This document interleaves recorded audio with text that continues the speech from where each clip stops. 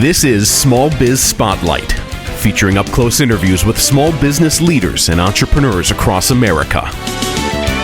And now here's your host, David Wolf. Our guest on this segment is a seasoned entrepreneur and acquisition specialist who's been serving the healthcare industry for many, many years. Paul Contris is the CEO and founder of Mission Healthcare, which he founded in 1997 with the start of the Evergreen Terrace Healthcare Center. That's based in Grand Rapids, Minnesota. Today, the company has 14 facilities in 10 locations who provide quality services and offer a number of specialty healthcare programs. And I should mention their corporate offices are in Edina, Minnesota. Joining us on the line from his offices in Tempe, Arizona, is Paul Contris. He's CEO and founder of Mission Healthcare, LLC. Paul, welcome to the program. Thank you. What do most of us tend to miss about what it takes, the challenges you encounter to create a healthcare services company such as Mission Healthcare? Well, I suppose the key is compassion and concern for both the people you serve, your residents, and the people who provide the service, your employees. And that's kind of been the cornerstone of my philosophy, is treat my employees right and make sure they treat our residents right. That's, I guess, where it all starts. When you set out, Paul, to start Mission Healthcare, how would you say your years in business prior to that prepared you for this endeavor? Well, I was in the long-term care field in the corporate world for many years before I started Mission, and that was, I kind of learned the business working for large long-term healthcare organizations, and that's really all I've been doing since the beginning of my career, is been in the long-term care arena. And so I did it on other people's dime for quite a while, and then took the risk and started my own company. Right. And when you start your own company, I'm guessing there was probably something you wanted to do differently with the creation of your company, Mission Healthcare. How did you want to show up differently in the market space or approach the problems differently? Once again, I believe many of the organizations I was affiliated with before were very large chains, and probably due to a large extent because of their size, they tended to have kind of lockstep, cookie-cutter approaches to each of their facilities. Yeah. And there wasn't a whole lot of autonomy at the facility level for the administrator. And I wanted to kind of create a more decentralized system and company. And so we give a lot of authority to our individual administrators. I believe we're able to recruit higher quality people because of that. You mentioned offline that you have quite a few facilities and continuing to grow. Give us a little sense of the growth trajectory you're on now and what's coming on the horizon as you continue to build the business. We actually had a very explosive year in 2010. At the end of 2009, we had 7 facilities, and we were doing about 42, 43 million in annualized revenue. And at the end of 2010, we doubled our size, virtually doubled our size, went from 7 to 12 facilities, went from 43 million to 72 million in revenue. And then at the beginning of this year, 2011, we acquired 2 more facilities. And so now we're doing about 85 million a year in revenue. So in the last year and a half, we've doubled in size, and right now we're kind of absorbing what we have, but then we'll be back on the acquisition trail probably by the end of 2011. If you're just joining us, we're visiting with Paul Contris. He's the CEO and founder of Mission Healthcare, the website www.missionhealthcare.org. What are some of the challenges that your clients have that you're able to meet head on? Give us a sense of how you're providing those solutions. I think that we're fairly flexible in our ability to kind of gauge what the market is looking for as far as specialty care and specialty units in our facilities. For instance, in our facility in St. Paul, we have the largest ventilator unit in the state of Minnesota. It's a unit that caters to people who are on ventilators, and that's a fairly unique and specialized program we offer in our facility. In Red Wing, we have a TBI unit, a traumatic brain injury unit. We've been pretty successful in identifying niches and programs in each of our facilities to service specialty specialty needs that are out there in the community. Paul, as we have a historical number of baby boomers who are aging, many with parents that are becoming a larger concern for them health-wise, what's the one thing you might advise boomers to be thinking about when it comes to this long-term care idea, how to manage and handle that? From your perspective, you've been in this space a long time. How would you advise the baby boomers to manage through this period for them? It's interesting that you asked that question.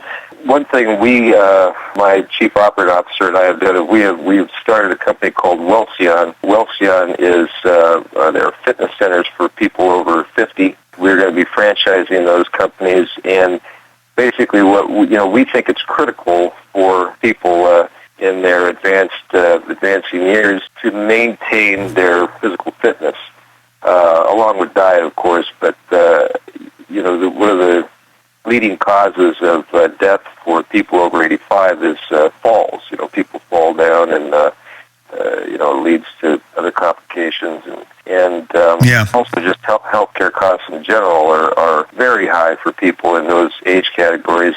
And a lot of it is just because of inactivity. People tend to have all sorts of medical-related problems because they're not, staying in shape. And I think that's one of the most critical things people, as they grow older, can do is to maintain a very rigorous exercise routine and then eat right. Yeah, this preventative approach is paramount, isn't it, to staying healthy? Yeah. Tell us a little bit more about this project, if you would. Yeah, we're very excited about it. Tom Orboom, he's an equal partner in the new venture, the Chief Operating Officer for Mission Healthcare, at one point owned 7 Curves. Curves, you may be familiar with. They are small fitness centers for women only. Absolutely. And they're all over the country. Actually, they're global. And he came up with the idea that we could do the same type of program, but for people, over 50. And we, identified specialty programs and also specialty workout equipment that's designed specifically for people over 50. It's manufactured by her equipment out of Finland. Tom and I actually were in Finland to tour the plant. We've got a contract with them, and the equipment's really state of the art. It's all pneumatic, air driven, and it's so it's not like a bunch of clanking weights and all that. You don't have a bunch of big kind of muscle bound people. The idea is, it provides a very friendly and comfortable environment for people in their 60s, 70s, 80s. They don't want to go to an LA Fitness, and this is an environment where they feel comfortable. It's people their own age. The equipment is very non-intimidating. It's actually got a smart card system. They swipe a card, it knows who they are, it sets the resistance for them automatically, and it tracks their progress. So far, we have 2 clubs open, one in Edina, Minnesota, and one in Bloomington, Minnesota, and the feedback and the people are just really enthused about the idea, and we're going to be selling franchises here in the next month or 2.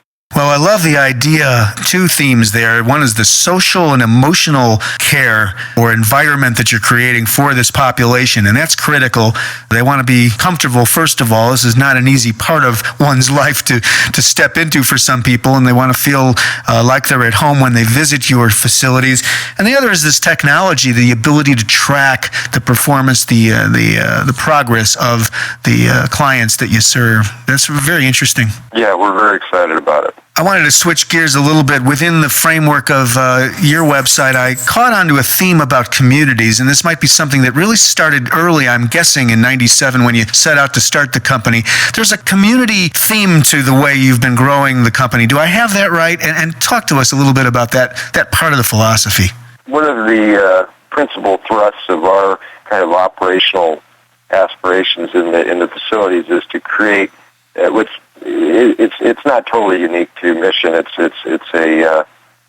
called culture change, and it's basically trying to direct our facility to a more patient or resident-centered environment, and that is really giving the resident more choices and letting the resident be the driver of the services that they receive. For instance, in the old days, nursing homes, everybody got up at a certain time for breakfast. That didn't matter whether you like to sleep in or whether you like to get up.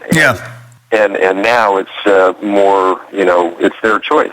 It's whenever if you want to sleep in until 10 or 11, that's fine. We'll have something in the kitchen for you, and it's also what we have in the kitchen is going to be much more choice. It's not just okay. Well, today we're having 2 eggs and sausage and some hash browns, and that's your choice. I mean, there's a variety of choices. I could go on too about there's the neighborhood concept where.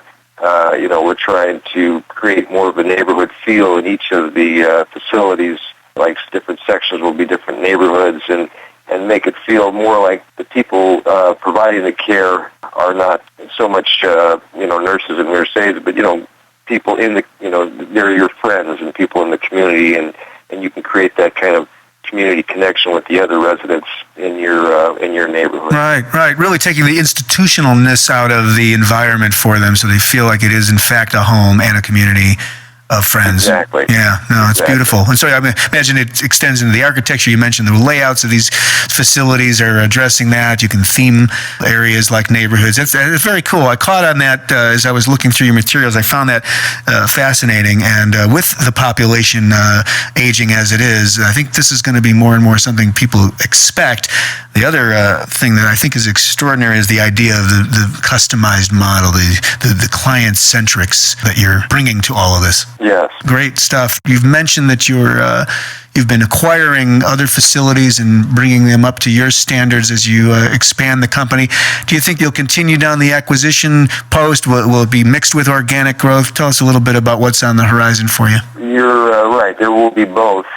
We have some projects that are slated to expand existing facilities. We have one in Mitchell, South Dakota, our Firesteel Healthcare Center. We're going to construct a new wing and add a 20-bed transitional care unit. And we've got a few other kind of internal growth projects going on. The larger growth will come through acquisition, and we're, like I say, kind of absorbing this last year and a half. It's been very intense and a lot of activity, and so we're kind of absorbing what we just brought on. But sure.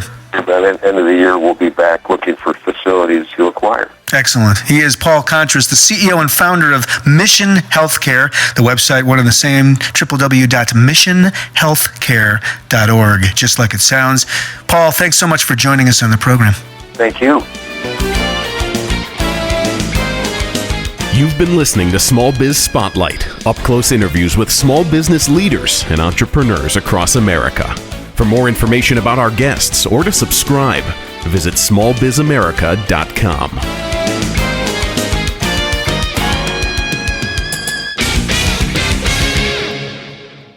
Small Biz America.